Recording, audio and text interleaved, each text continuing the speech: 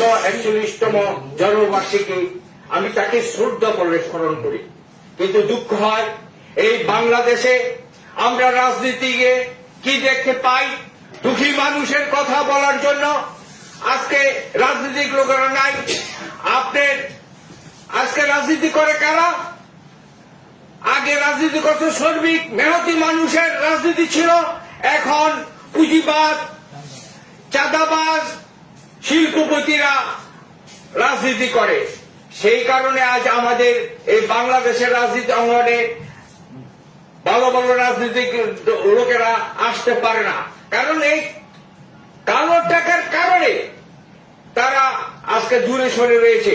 আমি মাননীয় প্রধানমন্ত্রীর কাছে বলতে চাই, আপনি বঙ্গবন্ধুর কন্যা, দেশ স্বাধীনতার যে আপনার বাবা ভূমিকা রয়েছে, আমরা তাকে জাতির পিতা হিসেবে সম্মান দেই, আপনিও জাতির পিতার কন্যা হিসেবে আপনাকে সম্মান দেই।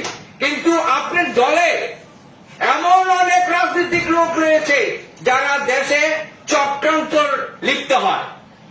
আমরা মজলুম জনতা মৌলানা ভাসানীর অনুসারী বলতে চাই, বাংলাদেশের রাজনীতি করতে গেলে একটি বিরোধী দল লাগে, কিন্তু বিরোধী দল নাম কষতে বিরোধী দল, এই বিরোধী দল দিয়ে দেশ চলতে পারে না। আমি বারবার বলি, জননেত্রী শেখ হাসিনা আপনি যে উদ্যোগগুলো নিয়েছেন সাধুবাদ জানাই। দেশ আজকে উন্নতির সীমানায় পৌঁছে গেছে। আমাদের দরিদ্র বিমোচনের জন্য যে পদক্ষেপগুলো নিয়েছেন সেটার জন্য আপনাকে ধন্যবাদ জানাই। কিন্তু কিছু কিছু কাজ আমি এটা বিরোধিতা করি নেত্রী, কারণ আমরা গরিব দেশ, আমরা গরিব দেশ, আমাদের সীমাবদ্ধতা আছে।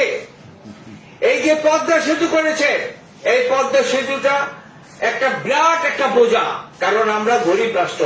এই পদ্মা সেতু দিয়ে ইন্ডাস্ট্রি হতো, কয়েকশো ইন্ডাস্ট্রি হতো, সেই ইন্ডাস্ট্রিতে কর্মচারীরা কাজ করত, দেশ উন্নত হতো। মালয়েশিয়া একটি দেশ ছোট, আজকে বিশ্বের মধ্যে মাথা চারা দিয়েছে, কারণ ক্ষুদ্র কুটির শিল্প করেছে। আমি বলতে চাই, জননেত্রী শেখ হাসিনা আপনাকে শ্রদ্ধা করে বলতে চাই, আপনি কঠোর ভাবে আবার এই দেশটাকে গড়েন। আমরা আপনার পক্ষে আছি, আমরা ন্যায্য কথা বলবো, আমরা অন্যায্য কথা বলতে চাই না। আমরা চাই এই দেশটাকে সুন্দর করে করুন।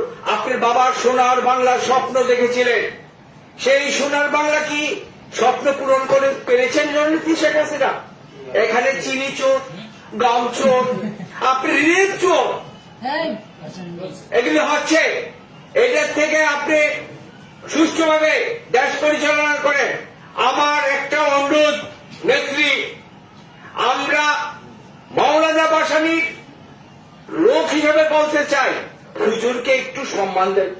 আপনার দলের প্রতিষ্ঠাতা মজলুম জনতা মৌলানা ভাসানী, তার জন্মবার্ষিকী চলে যায়, মৃত্যুবার্ষিকী চলে যায়, কোন পদক্ষেপ নেন না, শুধু একটা নাম কষ্টে বিবৃতি দেন পত্রিকায়। এটা হইতে পারে না। আপনার দলের প্রতিষ্ঠাতা সভাপতি মজলুম জনতা মৌলানা ভাসানী, তাকে সম্মান দেন।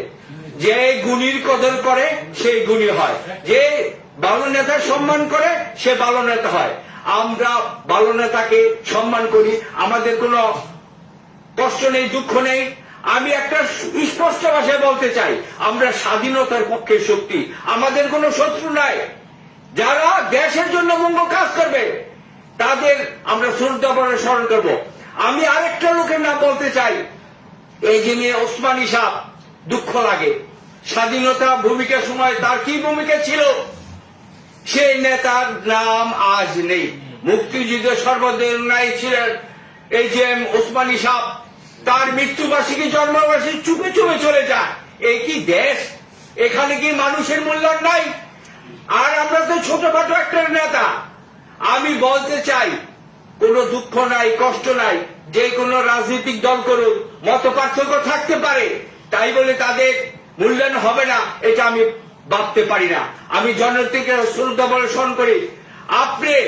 আপনার দল এই নেতাগুলোকে স্মরণ করবে, কারণ গুণীর কদর, নেতার কদর যারা না করে নেতৃত্ব দেওয়া যায় না। আমি আর কিছু বলতে চাই না। আমাদের আজকে বাংলাদেশ উন্নয়ন পার্টির আত্মপ্রকাশ। আমি সবাইকে অভিনন্দন জানাই যারা এসেছেন। বিশেষ করে আমি জলিল ভাইকে শ্রদ্ধার সাথে স্মরণ করি, আমাদের হাসান মঞ্জু সাহেব তাকে শ্রদ্ধার বড় স্মরণ করি আমাদের সবাই আসার জন্য, বদিউল আলম ভাই সহ ডাক্তার মিলন এবং নেতৃবৃন্দ সবাইকে অভিনন্দন জানিয়ে আমার বক্তব্য শেষ করছি। আমাদের ফার্স্ট ভাই আমার অনেকে খেয়াল করতেন মুখোশ করেছে, তো অনেক সময় চেনা জানা।